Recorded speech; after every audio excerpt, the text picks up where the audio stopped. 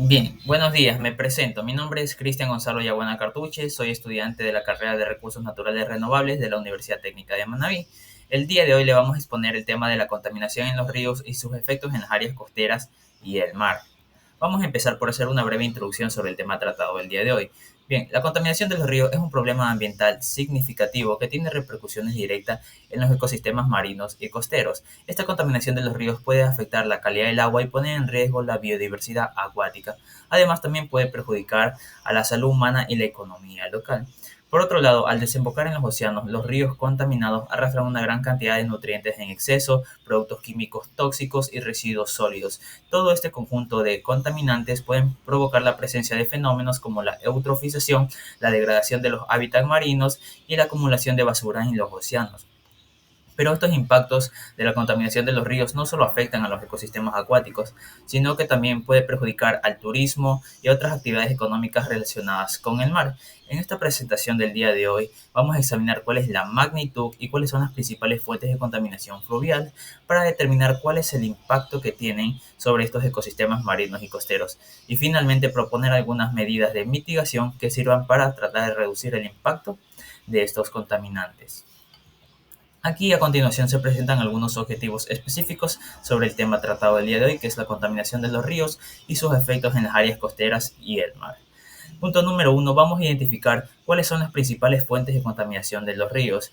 En segundo punto, vamos a evaluar el impacto de la contaminación fluvial en los ecosistemas marinos y costeros. Número tres, vamos a proponer algunas medidas de gestión sostenible que sirvan para reducir el impacto de estos contaminantes en los ecosistemas marinos y costeros y además para tratar de restaurar algunos ecosistemas afectados. Y por último, investigar las políticas y regulaciones actualizadas sobre la gestión de la contaminación fluvial en los ecosistemas marinos y costeros. Bien, vamos a empezar hablando por cuál es esta contribución de los ríos a la contaminación marina. Los ríos desempeñan un papel fundamental en la contaminación marina, ya que transportan un montón de nutrientes y contaminantes en exceso que pueden perjudicar gravemente a los ecosistemas acuáticos y provocar algunos daños irreversibles.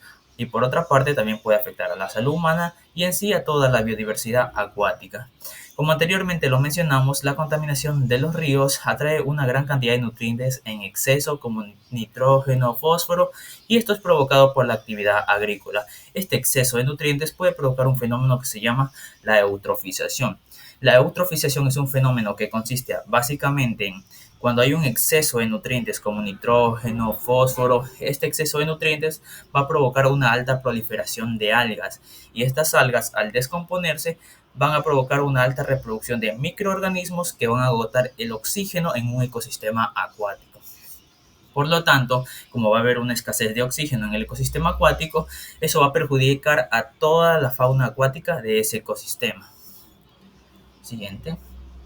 Bien, como ya lo mencionamos anteriormente, este impacto de la contaminación de los ríos no solo afecta directamente a los ecosistemas acuáticos, sino que también puede afectar a las comunidades locales que dependen de actividades económicas como el turismo, la pesca y otro tipo de actividades económicas que suponen un ingreso económico sustancial a las comunidades locales. Ya que se está degradando los recursos naturales y también se pone en riesgo la calidad y la disponibilidad del agua. Aquí se muestran algunas imágenes representativas. Aquí a la derecha se muestra la deforestación, por acá se muestra la actividad industrial, las descargas de aguas residuales que no tienen procesos de monitoreo de calidad, etcétera. Todo este tipo de contaminantes pueden provocar emisiones de gases de efecto invernadero, que son gases tóxicos que producen una serie de contaminación muy grave en el medio ambiente, pero ya lo vamos a tratar más a profundidad un poquito más adelante. Siguiente. Bien, ahora vamos empezando a hablar por la situación regional de la contaminación marina en las áreas marino-costeras y sus principales fuentes. Bien, la contaminación marino-costera es un problema crítico a nivel global, ¿ya? Pero curiosamente, la mayor parte de la contaminación marina es de fuentes terrestres y aquí vamos a describir cuáles son esas fuentes. En punto número uno, pues las fuentes terrestres. Según un informe de las Naciones Unidas, aproximadamente se estima que un 80% de la contaminación marina es de fuentes terrestres y esto es provocado por la actividad industrial, agrícola y doméstica. Todo este conjunto de actividades emiten una gran cantidad de contaminantes que que muchas veces son arrastrados por los ríos y contaminan otros cuerpos de agua, otros ecosistemas acuáticos. En segundo punto tenemos los contaminantes químicos y orgánicos. Cuando nos referimos a contaminación química del agua, aquí entran los que son pesticidas, fertilizantes, metales pesados como el mercurio, plomo, cromo, níquel, entre otros más. Y también productos químicos tóxicos de las descargas industriales también. Siguiente. Bien, en tercer punto tenemos los desechos plásticos y los residuos sólidos. Bien, los desechos plásticos y otros tipos de residuos sólidos como botellas, fundas, llantas, cauchos, redes de pesca abandonadas pueden provocar daño a la fauna acuática, ya que este problema de los residuos sólidos y plásticos no solo es un problema visual o estético, sino que también afecta gravemente a la fauna acuática. Y muchos de estos materiales no son biodegradables, o si se degradan, se demoran muchísimo tiempo en degradarse. ¿Ya? Por otra parte tenemos las fuentes marítimas. Como ya lo mencionamos, la contaminación marina más se produce por fuentes terrestres, aunque pueden existir algunas fuentes marinas, como el transporte en embarcaciones, la sobreexplotación pesquera y las descargas de compuestos orgánicos en el agua. Y por último tenemos el impacto en los ecosistemas especializados. Cuando nos estamos refiriendo a ecosistemas especializados, nos podemos referir a ecosistemas que cumplen una serie de funciones ecológicas en el medio ambiente. Estos ecosistemas son altamente productivos y son los ecosistemas de manglar, los arrecifes de coral y las praderas marinas. En el caso, por ejemplo, de los ecosistemas de manglar, sirven como canales de transporte de nutrientes, carbono, nitrógeno y también sirven como filtradores del agua. A día de hoy se sabe que la mayor cantidad del oxígeno no se produce ya en la tierra, sino que se está produciendo en lo que es las zonas acuáticas, en los arrecifes de coral, praderas marinas y los ecosistemas de manglar. Siguiente. Bien, ahora vamos a hablar sobre la importancia de las áreas costeras. Las áreas costeras desempeñan un papel fundamental en el equilibrio ecológico y también para la salud humana por algunas razones claves que vamos a tratar aquí a continuación. Número uno, tenemos pues la biodiversidad y los ecosistemas productivos. Como lo mencionamos anteriormente, en estas áreas costeras existen una gran diversidad de ecosistemas altamente productivas que tienen una gran biodiversidad, y esta biodiversidad cumple una serie de funciones ecológicas o servicios ecosistémicos que nos ayudan para poder cumplir estos tres puntos importantes. Número uno, tenemos el desarrollo sostenible, la protección y conservación y los beneficios económicos.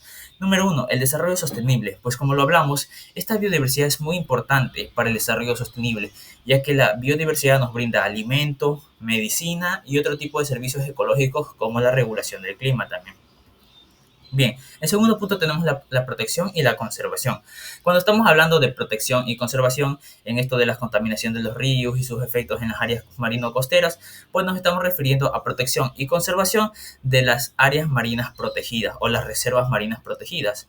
Estos son lugares que están destinados y gestionados para preservar y conservar la biodiversidad, los recursos naturales acuáticos y los ecosistemas donde habita toda esta biodiversidad y estos recursos acuáticos. Y por último, los beneficios económicos. Como ya lo mencionamos, en estas áreas costeras se realiza una serie de actividades económicas por parte de las comunidades locales. Estas actividades económicas son como el turismo y la pesca de crustáceos, moluscos y peces, dependiendo de en qué zona nos encontremos.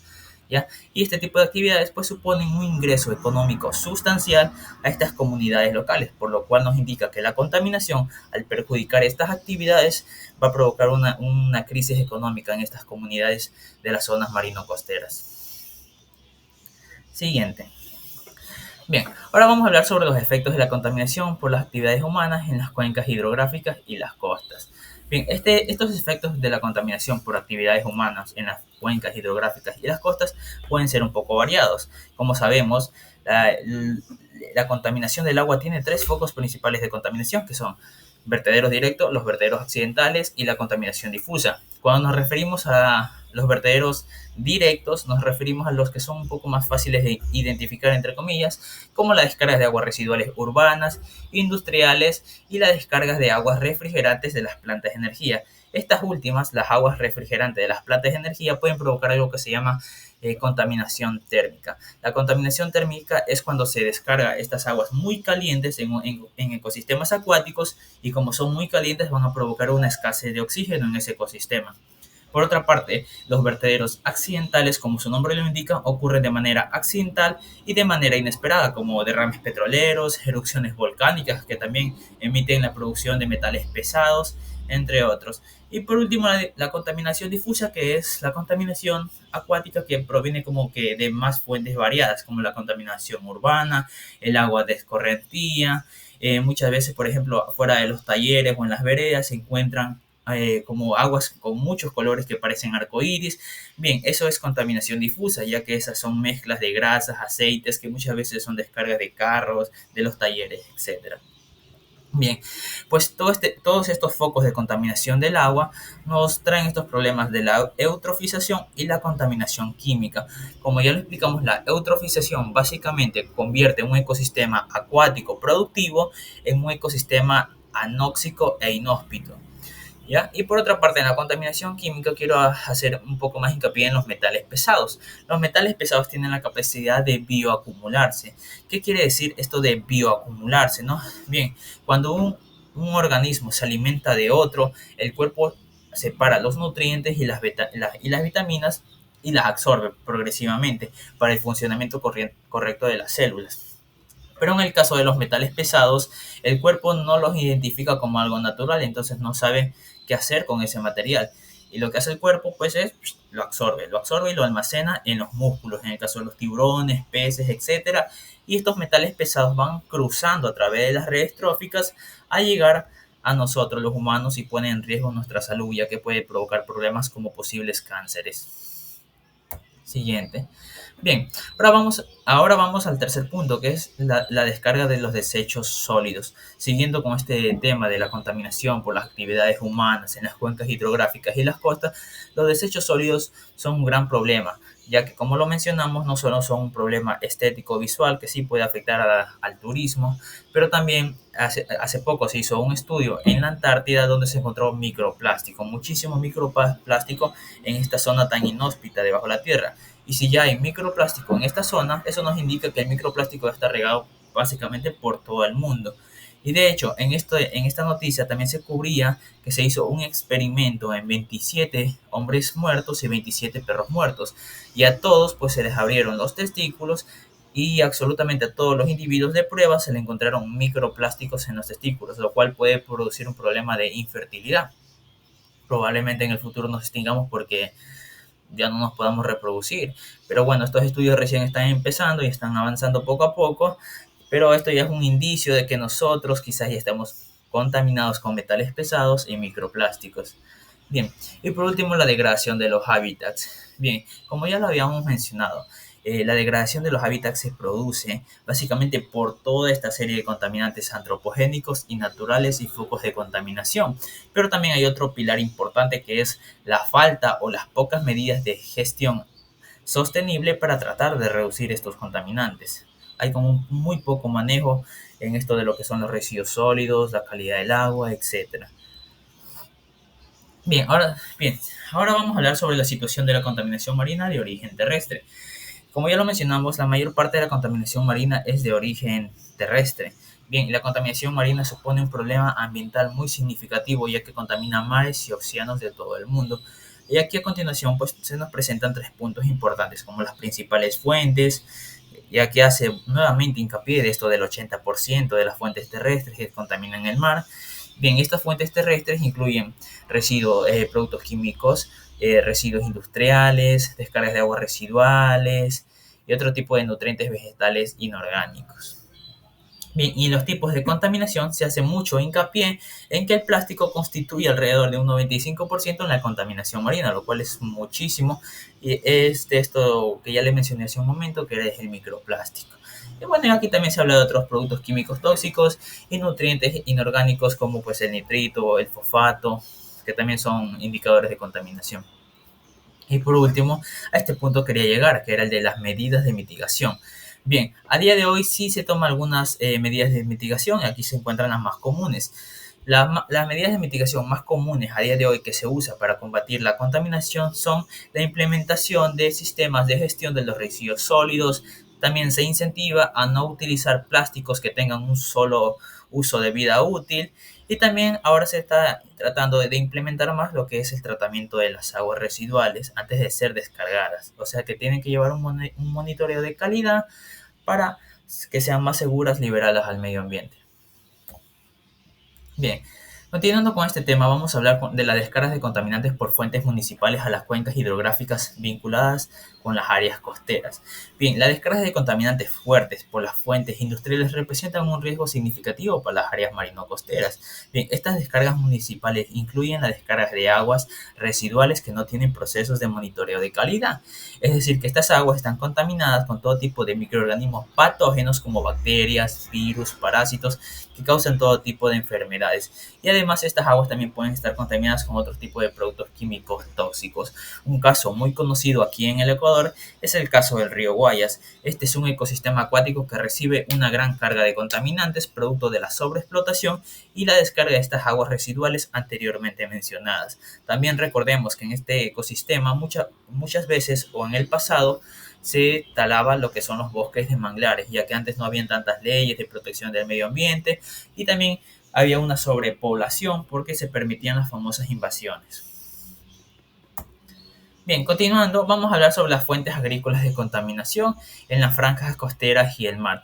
Al día de hoy, la agricultura es una de las principales actividades humanas y se estima que aproximadamente la agricultura consume el 70% del agua dulce disponible a nivel global, lo cual es una barbaridad. Recordemos que los datos del agua, el agua salada más o menos representa 1.365 millones de kilómetros cúbicos, que más o menos es un 95.5%, mientras que el agua dulce más o menos representa unos 35 millones de kilómetros cúbicos de agua, que solo es un 2.5% de agua dulce, un 2.5%. Y de este 2.5%, no todo está disponible para nosotros, ya que mucha agua dulce se encuentra en los mantos de hielo, en aguas subterráneas, etc. Bien, y de estos 35 millones de kilómetros cúbicos de agua dulce, la agricultura está consumiendo el 70%, o sea, gran parte, más de la mitad, lo cual supone un problema a largo plazo o en un futuro muy cercano. Va a traer problemas de calidad de agua y pues de disponibilidad de agua. Aunque no todo es malo, ya que recordemos que la agricultura a día de hoy supone o desempeña un papel fundamental en lo que es la alimentación y la salud alimentaria, aunque se sabe que en estos campos agrícolas se utilizan muchos fertilizantes, pesticidas, plaguicidas, etcétera, y cuando se lava los campos con estas aguas contaminadas puede traer problemas pues como la eutrofización y esta proliferación de algas en exceso. Bien.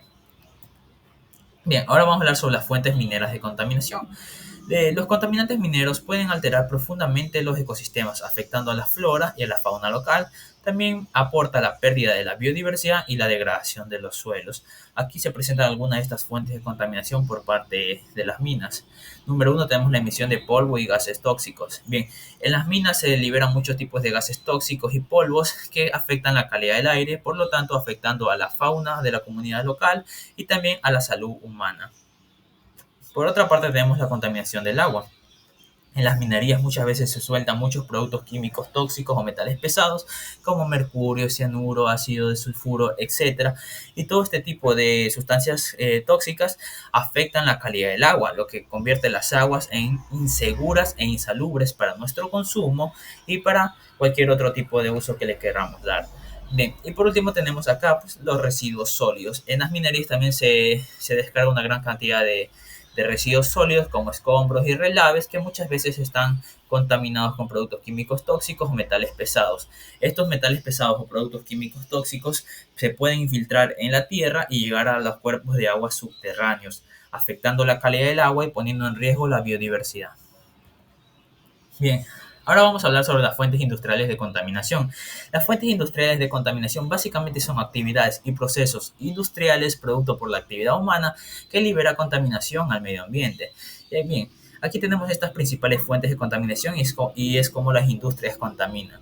Número uno, tenemos las emisiones atmosféricas. Bien, como se sabe, en las industrias se emiten muchos gases tóxicos o también conocidos como gases de efecto invernadero. El dióxido de carbono, que es el CO2, el metano, el óxido de nitrógeno, el óxido de azufre, entre otros muchos más. Todos estos gases, al subir a la parte atmosférica, crean como una barrera o una pequeña capa en la parte atmosférica que impide que se realice la fotosíntesis de manera correcta, ya que impide el paso de luz. Y la luz que entra al biotopo, cuando realiza todo su proceso fotosintéticos, la luz tiene un efecto de reflexión, que la luz donde llega tiene que volver. Y mucha de esta luz no logra salir y este calor también se queda almacenado dentro del biotopo, lo cual aumenta la temperatura del biotopo, lo que nosotros conocemos como el calentamiento global. Este calentamiento global trae una serie de consecuencias catastróficas, ya que el calentamiento global produce el derretimiento de los polos, el aumento del nivel del mar, la lluvia ácida, que produce la caída del pH de los océanos, produce la acidificación oceánica, el blanqueamiento de los corales, alteraciones en las redes tróficas y en sí un desequilibrio total de los ecosistemas. Bien, en segundo punto tenemos los vertidos y los residuos sólidos. Bien, en las industrias también se liberan una gran cantidad de residuos líquidos que están contaminados, o sea, son sustancias nocivas que se pueden infiltrar en cuerpos de agua potable y contaminar a toda la biodiversidad, a la fauna, incluida la salud humana. Estos vertidos pueden causar enfermedades en los humanos y en animales que consumen esta agua en cantidad. Y por último tenemos los desechos sólidos. Bien, en las industrias también se generan grandes cantidades de residuos sólidos, al igual que en las minerías. Si no se gestionan adecuadamente estos residuos sólidos, pueden contaminar el suelo gravemente, lo que hablamos de la degradación del suelo y de las aguas subterráneas, que esto pone en riesgo la salud y la calidad de los ecosistemas acuáticos y de toda la fauna y flora local. Bien, ahora vamos a hablar sobre la sedimentación. Bien, la sedimentación es un fenómeno que ocurre de manera natural. Básicamente es un proceso de separación de mezcla, es decir, la sedimentación separa los sólidos de los líquidos, los sólidos de los líquidos, y esto ocurre de manera natural y es importante para la purificación del agua y para el correcto manejo o dinámica de los ecosistemas acuáticos. Pero ¿cómo funciona esta sedimentación en otras palabras? Bien, básicamente la sedimentación más o menos funciona así. Cuando nosotros tenemos, por ejemplo, un experimento en casa, podemos coger un frasco con agua, una botella o lo que sea y le vertimos tierra, le echamos tierra, arena, lo que sea. Al principio vamos a observar que este frasco, por ejemplo aquí este frasco, al principio si le tiramos tierra, no sé qué, vamos a ver todas las partículas dispersas en el recipiente de agua con la tierra. Pero si nosotros dejamos este recipiente en un estado de reposo, lo dejamos así en un estado de reposo, por efecto de la gravedad o precipitación, las partículas más grandes van a irse hacia el fondo, se van a quedar en la parte del fondo, y las partículas más chiquititas se van a quedar en la parte más superficial. A este proceso se le conoce como sedimentación y ocurre de forma natural en ríos, lagos y océanos de todo el mundo, aunque también se puede utilizar de manera artificial en los procesos de monitoreo de calidad de agua. Ya lo vamos a ver un poco más adelante. Aquí está la importancia de la sedimentación.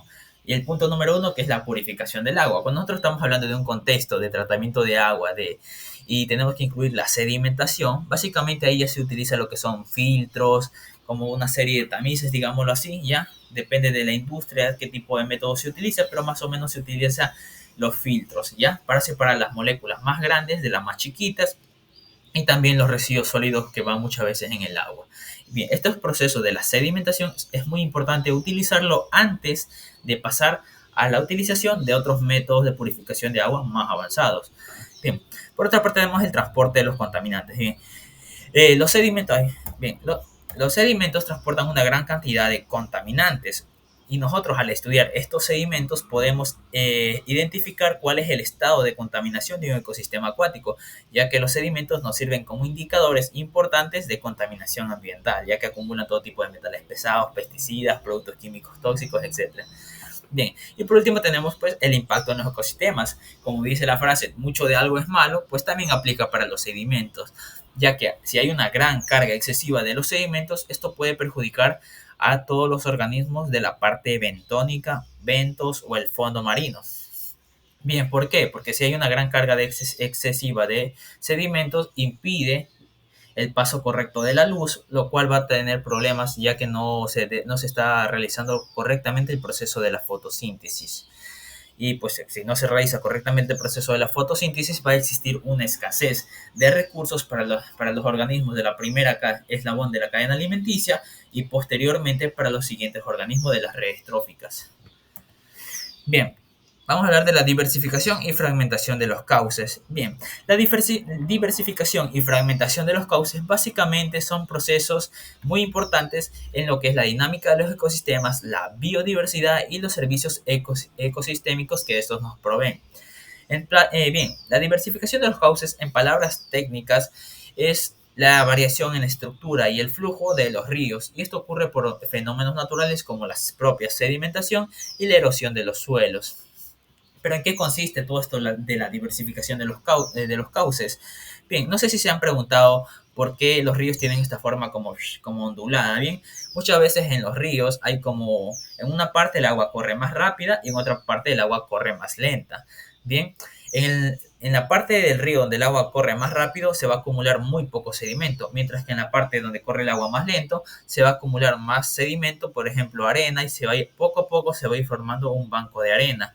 Bien, esta cantidad de sedimento en exceso va a provocar que el río cambie su estructura, como que se ensanche así, como que coja una forma curva por el exceso de sedimentos y poco a poco va tomando una forma así curviana. ¿Ya?